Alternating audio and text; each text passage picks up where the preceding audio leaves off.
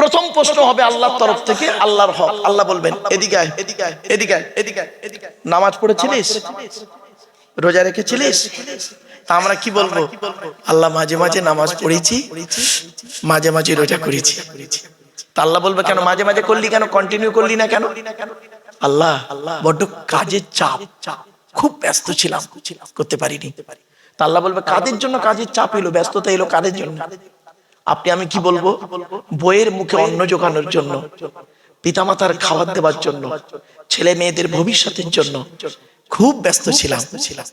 ও তাই জন্য তুই নামাজ রোজা করতে পারলি না, তাই তো?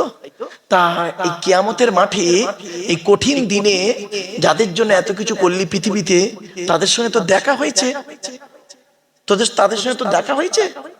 বান্দা কি বলবে শোনো, আপনিও বলবেন আমিও বলবো। আল্লাহ বাপের সঙ্গে দেখা হয়েছিল, বাপের সঙ্গে দেখা হয়েছিল, আমার এই করুণ দৃশ্য থেকে বাপ সরে পালিয়ে গেল। আর কার সঙ্গে দেখা হলো? পেটে ধরা মাটার সঙ্গে দেখা হয়েছিল, আমার এই করুণ দৃশ্য থেকে মাও সরে গেল। আর কে গেল? যে ছেলে মেয়ের ভবিষ্যতের জন্য জীবনে কিনা করেছি আমি পৃথিবীতে, সেই ছেলে মেয়ের সঙ্গেও দেখা হলো, আমার এই করুণ দৃশ্য থেকে সরে গেল। আর তো সে বউটা কি করলো? আল্লাহ বেঈমান, বেঈমান একটা, ও বেঈমান।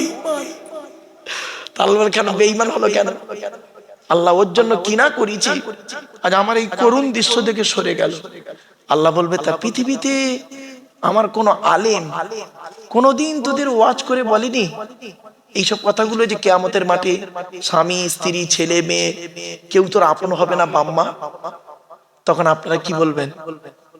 দুদিন ব্যাপী জলসা দিয়েছিলাম, এইভাবে তো কেউ বলেনি।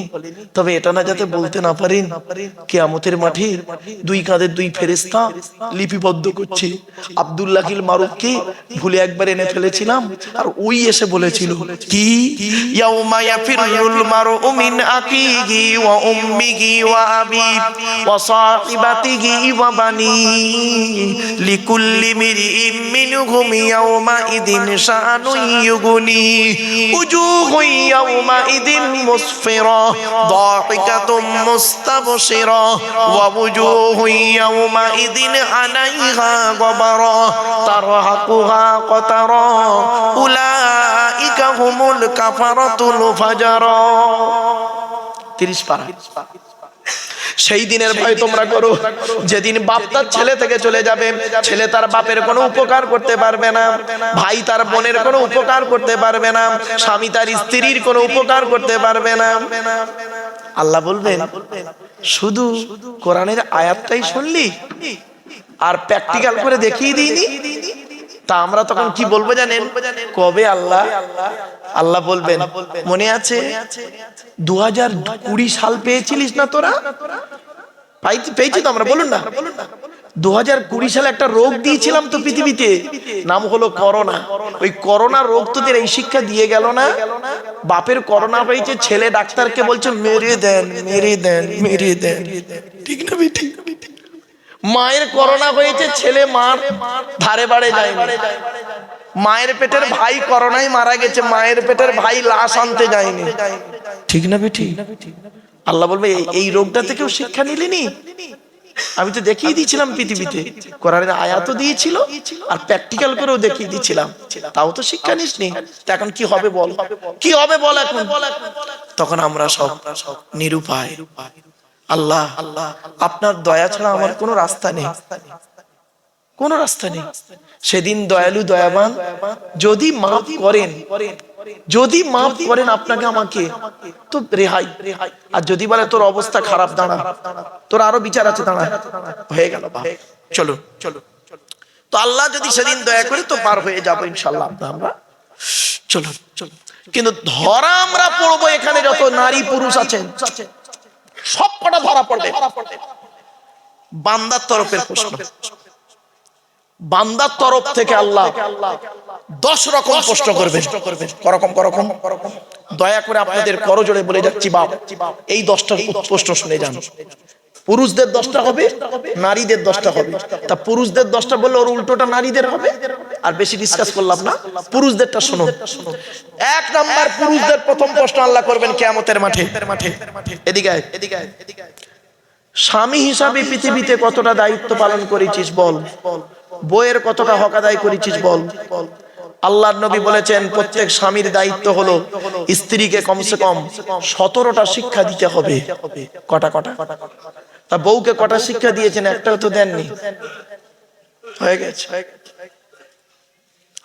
আল্লাহ রাসূল বলেছেন এই 17টার মধ্যে একটা অন্তত বলি, একটা দুটো বলবো, একটা বলি। আল্লাহর নবী বলেছেন তোমরা তোমাদের স্ত্রীদেরকে নিয়ে মাঝে মাঝে বেড়াতে বেরোবে।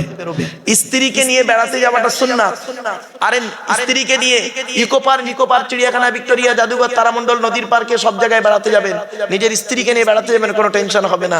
তবে বউটা যেন নিজের বউ হয়, অন্যের বউ নিয়ে যাবেন। নিজের বউ নিয়ে বেড়াতে যাবেন, কোনো টেনশন হবে না।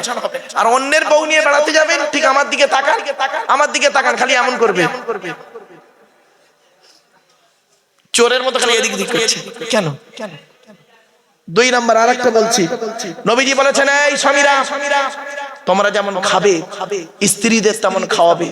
যখন খেতে বসবে স্ত্রীর গালে খাবার তুলে দেবে, আল্লাহ খুশি হবে। স্ত্রীর গালে খাবার তুলে দিলে, স্বামী যদি স্ত্রীর গালে খাবার তুলে দেয়, সদকা পরিমাণ নেকি আল্লাহ স্ত্রীর আমলনামায় আল্লাহ লিখে দেবে। কোথায় আছে? স্বামীর আমলনামায় সদকা পরিমাণ নেকি লেখা হবে। আর স্ত্রীদেরকে বলেছেন এই নারীরা, কোন নারী যদি স্বামীর জন্য সাজে, স্বামীর জন্য যদি সাজে, আর স্বামী যদি বাড়িতে গিয়ে যদি বলে কি ব্যাপার আজকে তোমাকে খুব সুন্দর লাগছে তো, আল্লাহ রাসূল বলেছেন ওই স্ত্রীর আমলনামায় একটা নফল হজের সওয়াব আল্লাহ লিখে দেবে। আমার মা বোনরা অনেক আলোচনা, কয়েক কটা কথা শুনে নিন। এক নাম্বার, স্বামী হিসেবে আপনি কতটা দায়িত্ব পালন করেছেন পৃথিবীতে, বাড়ি থেকে ভাববেন। নাম্বার 2, পিতা হিসেবে কতটা দায়িত্ব পালন করেছেন, ছেলে মেয়ের হক আদায় করেছেন। আল্লাহর নবী বলেছেন প্রত্যেক পিতামাতার দায়িত্ব হলো ছেলে মেয়ের উপরে 3টে। এই 3টে দায়িত্ব যদি পালন না করি, বাম্মা যত নামাজ পড়ুক, হজ করুক, জাহান্নামী। জন্ম দিলে বাপ হওয়া যায় না, পেটে ধরলে মা হওয়া যায় না। বাম্মা হতে গেলে অনেক দায়িত্ব আছে, আমরা তো বুঝি না, এসব অবস্থা আমরা করি না, আর আপনাদেরকে বলিনি, যার জন্য আপনারা বোঝেননি। এজন্য আপনাদেরকে করজোড়ে বলে যাচ্ছি বাপ। 3 নাম্বার হলো এদিকে ছেলে হিসাবে কতটা দায়িত্ব পালন করেছিস। বাপের হক আদায় করেছিস, বাম্মার সেবা করেছিলিস না, তোর কাছে তো শ্বশুর শাশুড়ির গুরুত্ব খুব বেশি ছিল। 4 নাম্বার, ভাই হিসাবে কতটা দায়িত্ব পালন করেছিস। বোনের ফারাইজি অংশ দিয়েছিস। আমার ভাষা বুঝতে পারছেন? বোনের ফারাইজি অংশ। এই মা বোনেরা, বাপের যদি সম্পত্তি থাকে আপনি ফারাইজি অংশ পাবেন। কোরআন বলছে একজন পুরুষ যা পাবে দুটোর মেয়ে ছেলে তাই পাবে। ধরুন বাম্মা মরে গেছে, এক ভাই 2 বোন, 10 বিঘা জমি আছে, 50 লক্ষ টাকা ব্যাংকে আছে।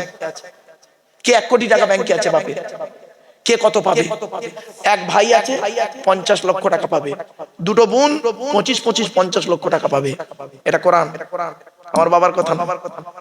এরপরে নবী বলবেন, আল্লাহ বলছেন কিয়ামতের মাঠে আরো ধরা হবে তোদের।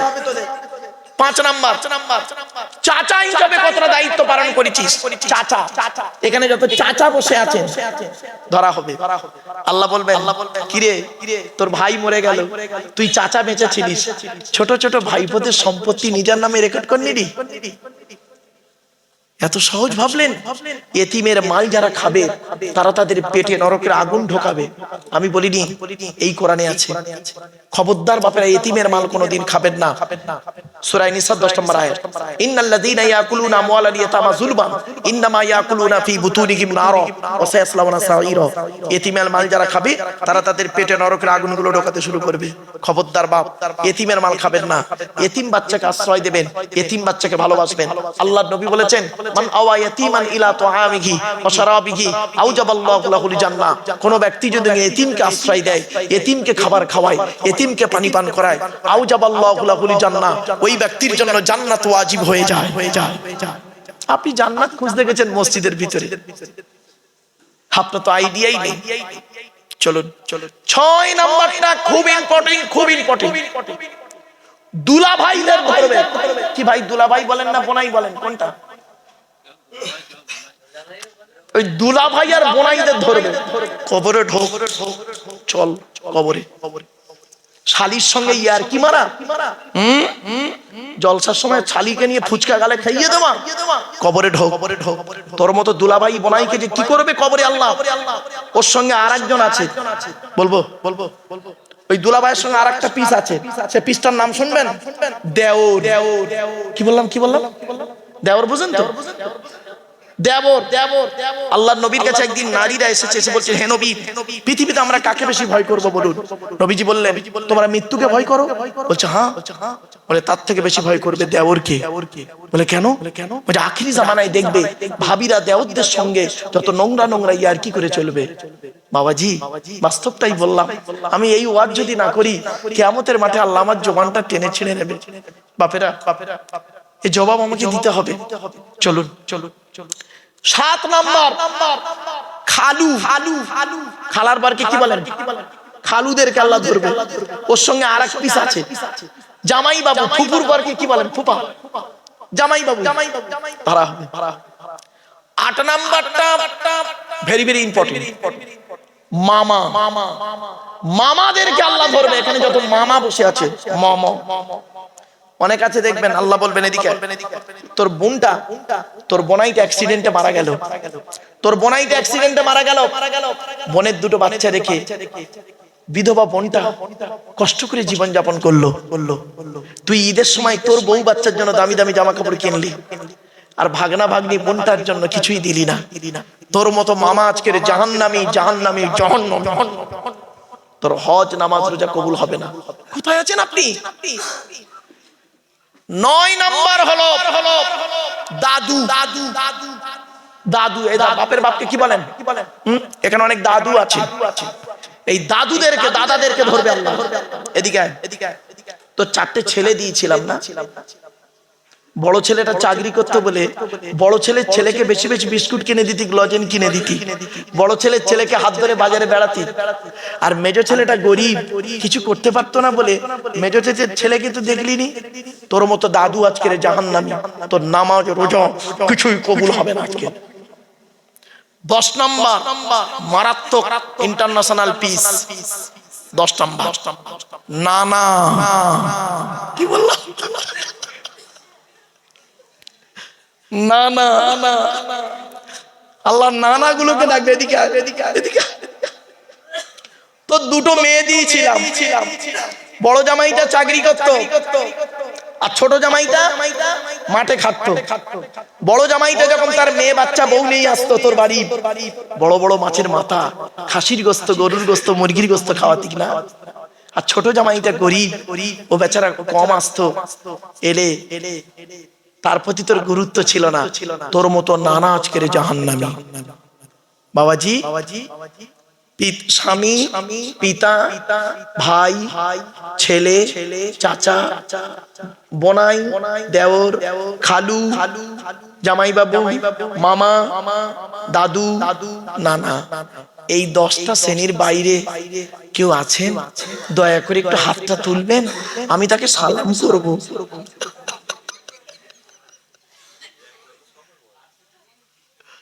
আমার বাপেরা এক একটা দলিল যদি দিই কোরআন হাদিস থেকে, অবাক হয়ে যাবেন। আমার বাপেরা বাড়িতে গিয়ে ভাববেন, আজকের বাড়িতে গিয়ে বালিশে মাথা রেখে এই হতভাগার কথাটা মনে রাখবেন, আর শুয়ে শুয়ে চিন্তা করবেন, আচ্ছা আমি কি দায়িত্ব পালন করেছি? যদি মনে হয় এই 10টা দিক আমার ঠিক আছে, সকালবেলা উঠে বলবেন ইনশাআল্লাহ, ইনশাআল্লাহ আমি জান্নাতি। আর নইলে মরণ পর্যন্ত চেষ্টা করে যাবেন এই 10টা হক যেন আমাকে না ধরে কিয়ামতের মাঠে। আমার বাপেরা, আপনি কি ভাবলেন শুধু যদি নামাজটার নাম ইসলাম হতো, শুধু যদি রোজা রাখার নাম ইসলাম হতো, তাহলে এই কিতাবটা 22 বছর 9 মাস 14 দিন ধরে 6666টা আয়াত পাঠাতেন না। ছোট্ট একটা কাগজে আল্লাহ আকাশ থেকে খালি লিখে দিতেন আকিমুস সালাত ও সওম রমজান। এই 2টো কাগজ লিখে উড়িয়ে উড়িয়ে ছেড়ে দিতেন, এ তোরা নামাজ পড়া রোজা রাখ, জান্নাতে ঢুকে পড়বি। এরপরে নবীজি আসছি মেয়েদের পুরুষ 4 জনকে খুশি করলে জান্নাতি। আরেকটা কথা বলি, পুরুষরা ওরা ওদের শ্বশুর শাশুড়িকে জানা ভক্তি শ্রদ্ধা করে, নারীরা মেয়েরা ওরা যদি ওদের শ্বশুর শাশুড়ি চারানা ভক্তি ভালোবাসতো, সংসারটা জান্নাত হয়ে যেত। ঠিক না বেঠিক? সংসারটা জান্নাত হয়ে যেত। এই জন্য আল্লাহর নবী বললেন, যে সমস্ত মেয়েদের মধ্যে 6টা অভ্যাস থাকবে, ওই মেয়ে যত নামাজ পড়ুক, রোজা রাখুক, পর্দা করুক, হজ করুক, তাহাজ্জুদ পড়ুক, জাহান্নামী। 1 নাম্বার ওই মেয়ে ছেলে জাহান্নামী নারী। আমার মা বোন যারা শুনছেন, মায়েরা বোনেরা, এই গভীর রাতে তাহাজ্জুদের সময় বলে গেলাম, মা কবরে কবে শোবো জানি না, তবে শোয়ার আগে কথাগুলো বলে গেলাম। 1 নাম্বার ওই মেয়ে ছেলের প্রতি আল্লাহর গজব লানত, যে মেয়ে ছেলে স্বামীর সঙ্গে যখন কথা বলে, মেজাজ দিয়ে কথা বলে। খবরদার মা বোন না, স্বামী নামক বটগাছটা যেদিন মরে যাবে, স্বামী নামক বটগাছটা যেদিন মরে যাবে, সেই দিন আপনি বুঝতে পারবেন কি জিনিস হারিয়েছি, এখন বুঝতে পারবেন না। 2 নাম্বার নবী বললেন, ওই নারীদের প্রতি আল্লাহর গজব, যে নারী স্বামীর দুর্নাম বদনাম অন্যের কাছে করে বেড়ায়। 3 নাম্বার ওই নারীর প্রতি আল্লাহর গজব, নামাজ পড়ে রোজা রেখে ওই নারী জাহান্নামে যাবে। যে নারী স্বামী থাকতে অন্য পুরুষের সঙ্গে পরকীয়ায় লিপ্ত হয়। অনেক মা বোন এমন আছে, বাস্তব কথা বলছি বাবা, চলেন। 4 নাম্বারটা খুব ইম্পর্টেন্ট। নবী বললেন কি, ওই নারীর প্রতি আল্লাহর গজব, জাহান্নাম, যে মেয়ে ছেলে বিনা কারণে স্বামীর বিছানা ছেড়ে দিয়ে অন্য বিছানায় রাত কাটায়। কি ভাবছেন আপনি? 5 নাম্বারটা খুব ইম্পর্টেন্ট। কি, ওই নারী জাহান্নামে যাবে যে নারী স্বামীর পরিবারের সঙ্গে খারাপ আচরণ করে। স্বামীর পরিবারকে, স্বামীর বাপ, স্বামীর মা, স্বামীর ভাই, স্বামীর বোন। অনেক মা বোন আছে দেখবেন, স্বামীকে খুব ভালোবাসে, স্বামীর বাপ ভাইকে দেখতে পারে না। ওর বাপ ভাই এলে দেখবেন কত ভক্তি শ্রদ্ধা চলে, আর স্বামীর বাপ ভাইয়ের প্রতি কোনো গুরুত্ব নেই। ও নারী জাহান্নামী নারী। 6 নাম্বার হলো, ওই নারীর প্রতি আল্লাহর গজব, জাহান্নামে যাবে ওই নারী নামাজ পড়ে রোজা রেখে। যে নারী তার স্বামীকে বলে, তোমার সঙ্গে বিয়ে হয়ে আমার জীবনটা নষ্ট হয়ে গেছে, আমার মতো মেয়ে বলে তুমি পার হয়ে গেলে, অন্য কেউ হলে বুঝতে পারতে। অনেক মা বোন বলে দেখবে, খবরদার মা বোনরা, জীবনে কোনোদিন স্বামীকে এই কথা বলবেন না। কেন বলবেন না শুনে নিন, জন্ম মৃত্যু বিবাহ সবই আল্লাহর হাত। ঠিক না বেঠিক? মা বোনেরা শুনে নিন, আপনার যে বর্তমান স্বামী হয়েছে, আপনি নিজে ওকে চয়েস করেছেন। বাবাজিরা শুনে নিন, আপনার যে বর্তমান স্ত্রী আছে, আপনি ওকে চয়েস করেছেন। কবে বলবো? শুনবেন? আপনাকে পৃথিবীতে আসা, আপনি পৃথিবীতে আসা 50,000 বছর আগে আল্লাহ পাক আপনার আমার তকদিরকে ঠিক করেছেন। শুনে নিন, আপনার আমার আত্মাকে আল্লাহ করলেন কি, একটা পুরুষের আত্মাকে প্রথম দাঁড় করালো। আল্লাহ সেই আত্মাকে বলছে, পুরুষের আত্মা, সে আপনার হতে পারে, আমার হতে পারে। পুরুষের আত্মাকে আল্লাহ বলছে, এই এখানে এতগুলো নারী আছে, এতগুলো নারী পৃথিবীতে আছে, এতগুলো নারীর মধ্যে কোন নারী তো স্বামী স্ত্রী হলে তুই খুশি হবি বল। আপনি চয়েস করলেন, আল্লাহ এতগুলো নারীর মধ্যে এই নারীটা আমার স্ত্রী হলে আমি খুশি হতাম। আল্লাহ ফেরেশতাদের বলল, লিখে নাও এর নামটা। তখন ফেরেশতারা বলছে, আল্লাহ মেয়েটার বাড়ি তো মুর্শিদাবাদ, ছেলেটার বাড়ি তো বসিরহাট, কি করে হবে? আল্লাহ বলে, কি করে হবে সেটা আমার দায়িত্ব। এই ছেলেটা বিয়ের জন্য পাত্রী খুঁজবে, 100টা পাত্রী খুঁজবে, কোনো মতেই মিলবে না, পছন্দ হবে না। ঠিক যখন টাইম হবে, ঠিক হঠাৎ একটা অচেনা লোক এসে এই মেয়েটার খবর ওর সঙ্গে দিয়ে বিয়ে দিয়ে দেবে। সুবহানাল্লাহ বলা গেল না? কি ভাবছেন আপনি? এটা হলো তকদির। এই জন্য জন্ম মৃত্যু বিবাহ সবই আল্লাহর হাত। এই তকদিরটাকে বিশ্বাস করুন। এই তকদিরকে যে বিশ্বাস না করবে সে মুমিন নয়। 7টা জিনিসকে আপনাকে বিশ্বাস করলে তবে আপনি একজন মুমিন। কি? আমানতু বিল্লাহ, আপনি আল্লাহকে বিশ্বাস করুন 100%। ওয়া মালাইকাতিহি, তার ফেরেশতাদেরকে বিশ্বাস করুন 100%। অকুতুবিহি আল্লাহর পাঠানো সমস্ত কিতাবকে বিশ্বাস করুন 100%। ওয়া রুসুলিহি আল্লাহর পাঠানো সমস্ত রাসূল নবীদেরকে বিশ্বাস করুন 100%। ওয়াল ইয়াউমিল আখির কিয়ামতকে বিশ্বাস করুন 100%। ওয়াল কদরি খাইরিহি ওয়া শাররিহি মিনাল্লাহি তাআলা ভালো মন্দ তাকদীরকে বিশ্বাস করুন 6 নাম্বার 100%। 7 নাম্বার ওয়াল বাসি বাদাল মাউত মরণের পরে আপনাকে যে কিয়ামতের মাঠে বিচারের জন্য আবার তোলা হবে এটাকে বিশ্বাস করুন। এই 7টা জিনিসকে যদি বিশ্বাস করেন 100% তবেই হবেন আপনি একজন মুমিন। আপনি 7টা বিশ্বাসই করেন না, দাঁড়িয়ে রেখেছেন, নামাজ পড়ছেন না, কোথায় আছেন আপনি? চলুন না গিয়ে চলুন।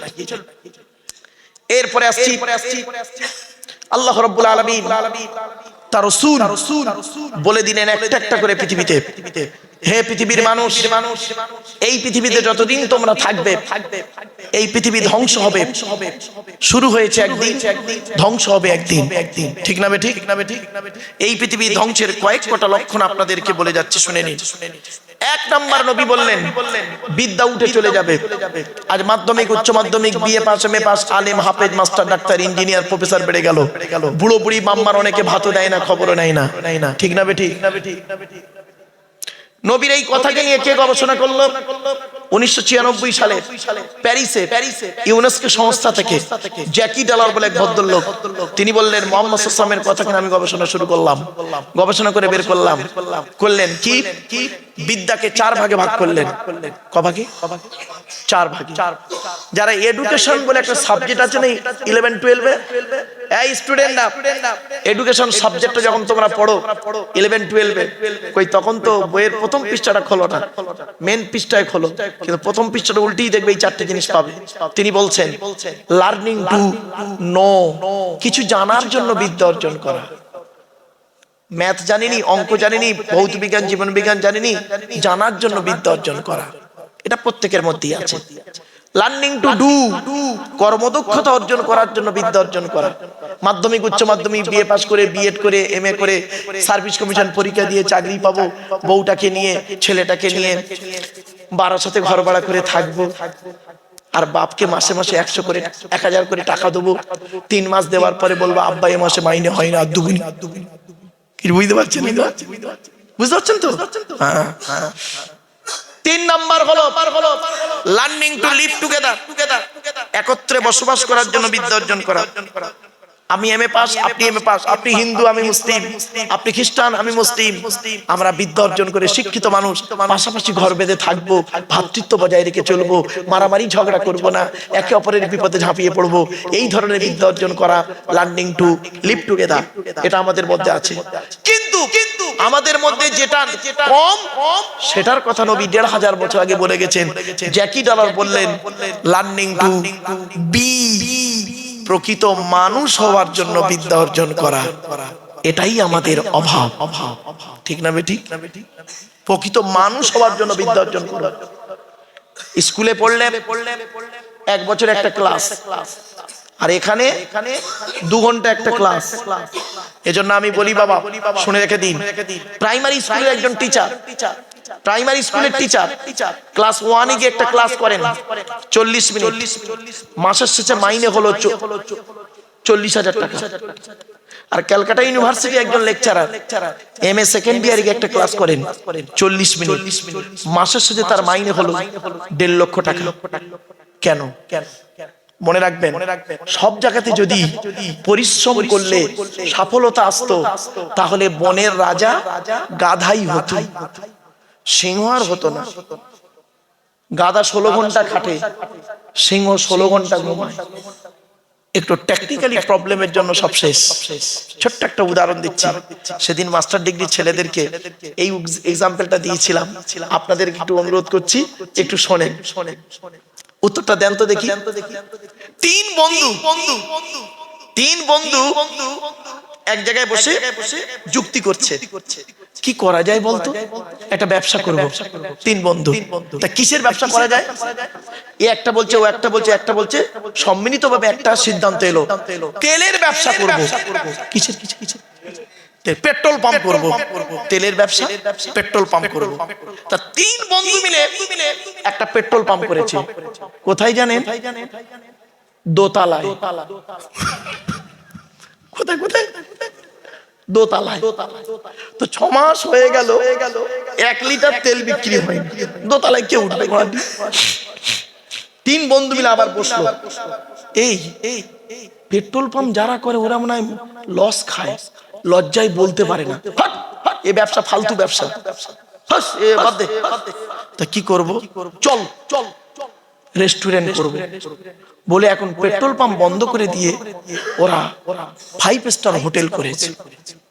6 মাস হয়ে গেল, একটাও খরিদ্দার আসে না। কেন? কেন? বলুন বলুন। আবার বলছি, আমার ওয়াজ শুনতে গেলে ব্রেন লাগবে, সময় লাগবে, ধৈর্য লাগবে। চলুন আবার বলছি প্রশ্নটা। 3 বন্ধু মিলে একটা পেট্রোল পাম্প করেছে রাস্তার ধারে, দোতলায়। 6 মাস হয়ে গেছে, 1 লিটার তেল বিক্রি হয়নি। ওরা করেছে কি? ওই পেট্রোল পাম্প বন্ধ করে দিয়ে দোতলাতে একটা 5 স্টার হোটেল খুলেছে। তখন না গাড়ি উঠতে পারছে না বলে তেল বিক্রি হচ্ছিল না, এখন তো আর গাড়ি ওঠার ব্যাপার নেই। দোতলায় রেস্টুরেন্টটা করেছে, ভালো 5 স্টার হোটেল। 6 মাস হয়ে গেল, একটাও খরিদ্দার যায়নি। কারণটা কি? বুঝতে পারছেন? বুঝতে পারেন না? খুলে বলে দিই। আচ্ছা, ওরা প্রথমে কি করেছিল? সাইনবোর্ডটা কি ছিল? Petrol pump. এখন ওরা পেট্রোল পাম্পটা, ভেতরে পেট্রোল পাম্প বন্ধ করে হোটেল করেছে, বাইরে সাইনবোর্ডটা কি আছে?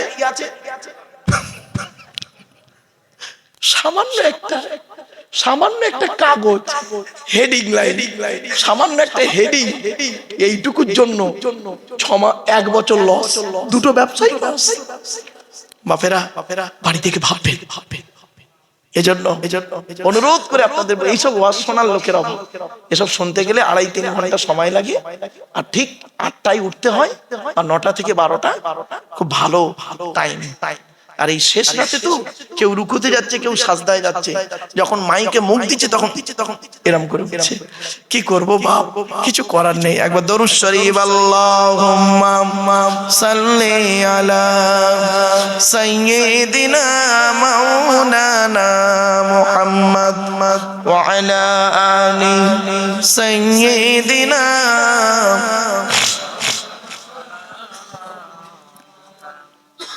আমার বাপেরা, লাস্ট পয়েন্ট কি?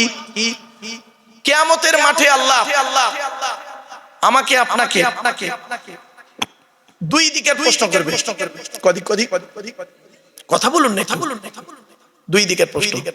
প্রথম প্রশ্ন হবে আল্লাহর তরফ থেকে, হুকুকুল্লাহ, আল্লাহর হক। দ্বিতীয় প্রশ্ন হবে হুকুকুল ইবাদ, বান্দার হক। চলুন এই দুটো পয়েন্ট অল্প টাইমের মধ্যে ছেড়ে দিচ্ছে, চিন্তা নেই বাপ, টেনশন নেবেন না। খাওয়া দাওয়ার ব্যাপার আছে তো, একটু ধৈর্যের পরি। আর 10 মিনিট সময় দিন বাপ, 10 মিনিট দেওয়া যাবে? চলুন বাপেরা, ইমানের কতগুলো ভাগ জানেন? ইমানের কোরআনে আছে সর্বাধিক 30টা, সর্বনিম্ন 5টা, আর হাদিসে আছে 70টা, টোটাল 100টা ভাগ। আমার বাপেরা অনেক আলোচনা বাপ, দেখতে দেখতে অনেকক্ষণ মুখে পেরেছি। চলুন বাবা একটু রাসূলের সাথে দাঁড়িয়ে একটু সালাত ও সালাম পাঠ করব। ইয়া নবী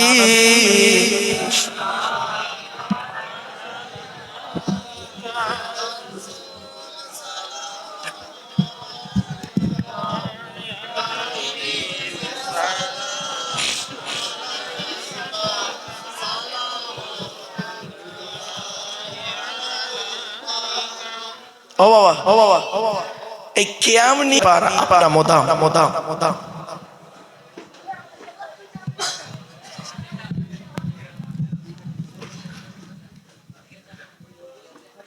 সকলে বিসমিল্লাহ, সূরা ফাতিহা শরীফ একবার, 3 বার সূরা ইখলাস, কুল আল্লাহ, বেজর সঙ্গে কয়েকবার দরুদ শরীফ পড়ো।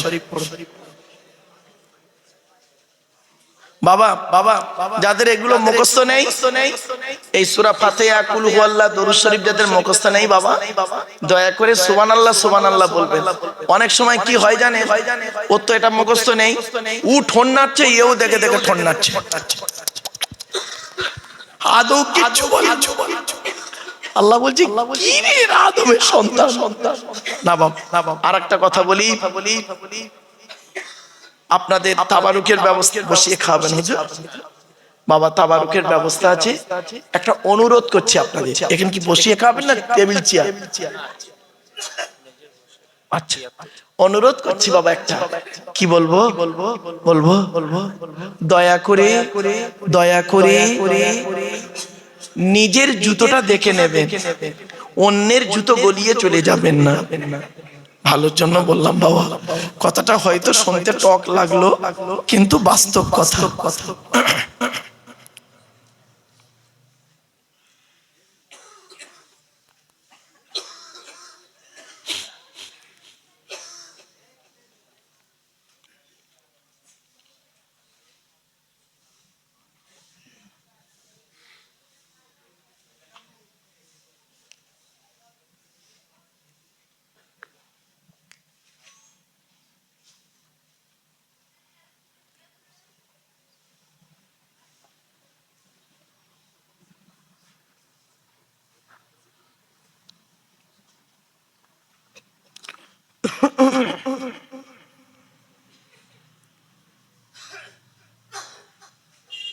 আপনি দোয়া করে দেন ভাই।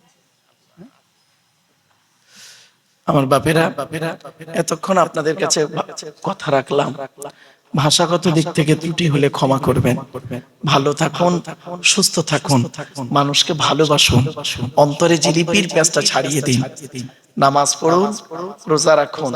কারোর জন্য নামাজ মাপ নাই, রোজা মাপ নাই, বিশেষ ব্যক্তি বিশেষ কারণ ছাড়া। অর্থ থাকলে হজ করুন, যাকাত আদায় করুন, স্ত্রীর হক আদায় করুন, পিতামাতার সেবা যত্ন করুন, ভাই ভাই মিলেমিশে চলুন, প্রতিবেশীর উপকার করুন। মানুষের উপকার করতে না পারলে ক্ষতি করতে যাবেন না। একটা কথা মনে রাখবেন, আল্লাহ ছাড় দেয়, ছেড়ে দেয় না। এ কথাটি যেন আপনার মাথায় থাকে। আর একটা কথা বলে যাচ্ছি, রোজিপুরের মানুষ বাপেরা, কাপনের পকেট নেই, কাপনের পকেট নেই। আমাদের আসার রাস্তাটা হলো একটা, যাওয়ার রাস্তা অনেকটা।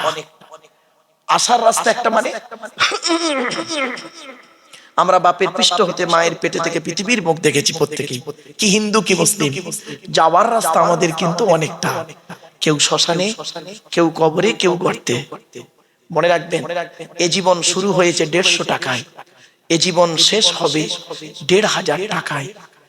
এ জীবন শুরু হয়েছে 150 টাকায়, মানে জীবনের প্রথম কাপড়টা আপনি নিজে পরতে পারেননি, অন্যেই পরিয়ে দিয়েছিল, তার দাম ছিল খুব বেশি হলে 1 থেকে 150 টাকা। এ জীবন শুরু হয়েছে 150 টাকায়।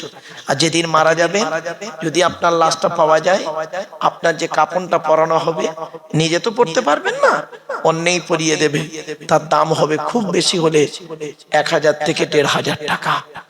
মনে রাখবেন, চোখ দুটো বন্ধ হয়ে গেলে সব শেষ। এজন্য পৃথিবীতে এমন কিছু স্মৃতি রেখে যান, যারা শুধু মরে নাহি দেয় প্রাণ, তাদের কবু কোনোদিন করেনি সম্মান। মনে রাখবেন, কথাগুলো আপনাদের কাছে রাখলাম। হিন্দু মুসলিম কাঁধে কাঁধ মিলিয়ে চলবেন, খবরদার হিন্দু মুসলিম কোনোদিন মারামারি ঝগড়া করবেন না। সৃষ্টিকর্তার আরাধনা উপাসনার পদ্ধতিটা আমাদের আলাদা হতে পারে, মানুষ হিসেবে এই প্রত্যেকেই আমরা হলাম আদমের সন্তান। হিন্দু রক্তের ভিতরে মুসলমানদের রক্ত আছে, মুসলমানদের রক্তের ভিতরে হিন্দুদের রক্ত আছে। আপনাদের এলাকায় ব্লাড ডোনেশন ক্যাম্প হয়, রক্তদান শিবির হয়, ব্লাড যখন নেওয়া হয় তখন বলা হয় নাকি এই ও হিন্দু ওর রক্ত আলাদা কর, ও মুসলিম ওর রক্ত আলাদা কর, বলে নাকি? ব্লাডের মধ্যে কাস্টের কোনো ডিভাইডেড থাকে না, ব্লাডের মধ্যে কালারের কোনো ডিভাইডেড থাকে না, ব্লাডের মধ্যে জেন্ডারের কোনো ডিভাইডেড থাকে না, ব্লাডের মধ্যে গ্রুপের ডিভাইডেড করা হয়। ব্লাডের 4টে group, A B, A B আর ও, প্রত্যেকটার মাইনাস প্লাস। একটা হিন্দু রক্তের ভিতরে 3টে জিনিস পাওয়া যায়, লোহিত কণিকা, শ্বেতকণিকা, অনুচক্রিকা, as a same no difference. একটা মুসলমানের রক্তের ভিতরে ওই 3টেই পাওয়া যায়। মনে রাখবেন, বিয়ের সময় আপনি যখন বিবাহ করেছিলেন 5 লাখ টাকা খরচা করেছেন, লোকের খাইয়েছেন, 500 জন লোককে খাইয়েছেন আপনি।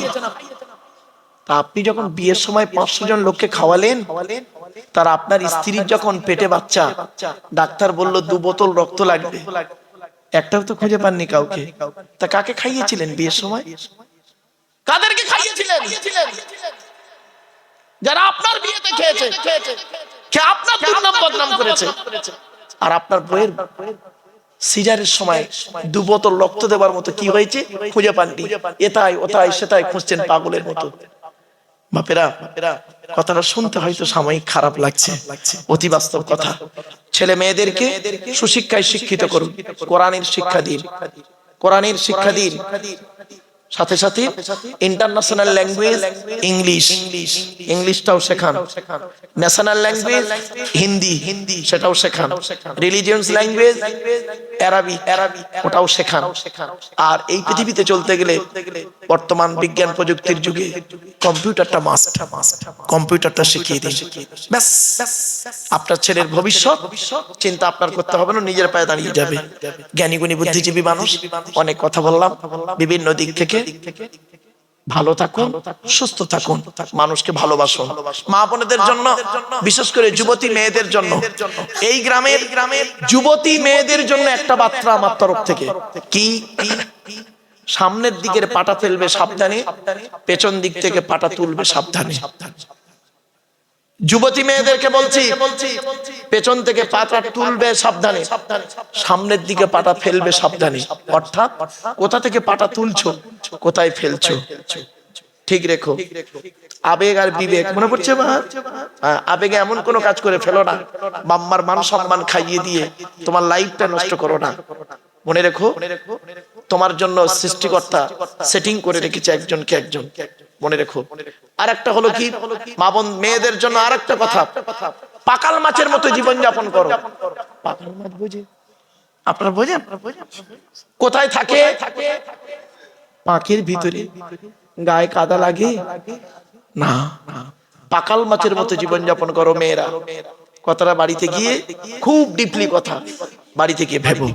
আসুন আমরা মোনাজাত করব, সকলে মোনাজাতে শামিল হবেন। আল্লাহুম্মা আমিন। ربنا ظلمنا أنفسنا وإن لم تغفر لنا وترحمنا لنكونن من الخاسرين ربي زدني علما ربي ارحمهما كما ربياني صغيرا رب العالمين। 2 দিন ব্যাপী কোরআনুল কারীমের মাহফিল, হাদিসের মাহফিল, ইজমা কিয়াসের মাহফিল, আল্লাহ যারা হাজির হয়েছিলেন, হয়েছেন, হচ্ছেন, হবে, কিয়ামতের দিন নাজাতের ওসিলা বানায় দেবেন আল্লাহ। 2 দিন ব্যাপী মাহফিলের বহু আলেম উলামা, জ্ঞানী গুণী বুদ্ধিজীবীরা বিভিন্ন দিক নিয়ে আলোচনা রেখেছেন। আমি অধম গুনাহগার, তেমন তো কিছুই জানি না মাবুদ। যা কিছু বলিয়েছেন, পড়িয়েছেন, শুনিয়েছেন, পড়ার মধ্যে, শোনার মধ্যে, বলার মধ্যে যদি কোনো রকমের ত্রুটি হয়ে যায়, গফফার নামের ওসিলা করে মাফ করে দিন। সওয়াব দিয়ে থাকেন বাবা আদম থেকে নিয়ে এখন পর্যন্ত যত নবীন, সিদ্দিকিন, শুহাদা, সাদিকিন, তাবেঈন, তাবেঈন, আইম্মা, মুস্তাগিদিন, কুল মুসলিমিন আল মুসলিমা, মুমিনিন আল মুমিনা, হুজুরদের আরওয়াহ মুবারকের সওয়াবটুকু পৌঁছায় দিন। আল্লাহ 4 মাযহাবের ইমাম, 4 তরিকার ইমাম, বড় পীর আব্দুল কাদের জিলানী রাহমাতুল্লাহ আলাইহি, খাজা মুঈনুদ্দিন চিশতি রাহমাতুল্লাহ আলাইহি, বাহাউদ্দিন নকশবন্দি রাহমাতুল্লাহ আলাইহি, মুজাদ্দিদ হুসাইনি রাহমাতুল্লাহ, ফুরফুরা শরীফ মুজাদ্দিদ জামান দাদা হুজুর পীর কিবলা রাহমাতুল্লাহ আলাইহি, বড় হুজুর, মেজো হুজুর, সেজো হুজুর, নবাব হুজুর, ছোট হুজুর হোসেন বুখারী রাহমাতুল্লাহ, হিদায়াতুল্লাহ চার শহীদান, সুফি আব্দুল মুমিন, আল্লামা রুহুল আমিন রাহমাতুল্লাহ আলাইহি, পীর গোরাচাঁদ আব্বাসী রাহমাতুল্লাহ। আল্লাহ এই জেলাতে বহু আল্লাহর ওলি বান্দারা, মাকবুল মনজুর বান্দারা শুয়ে আছেন, সকলের আরওয়াহ মুবারকের সওয়াবটুকু পৌঁছে দিন। খাস করে মাবুদ, আমরা যারা হাত তুলেছি, আমাদের বাপ মা, ভাই বোন, দাদা দাদি, নানা নানি, খালা খালু, ফুপা ফুপু, মামা মামি, শ্বশুর শাশুড়ি, ছেলে মেয়ে, চাচা চাচি, স্বামী স্ত্রী যারা কবরস্থ হয়ে আছে, সকলের গুনাহকে মাফ করে দিন আল্লাহ।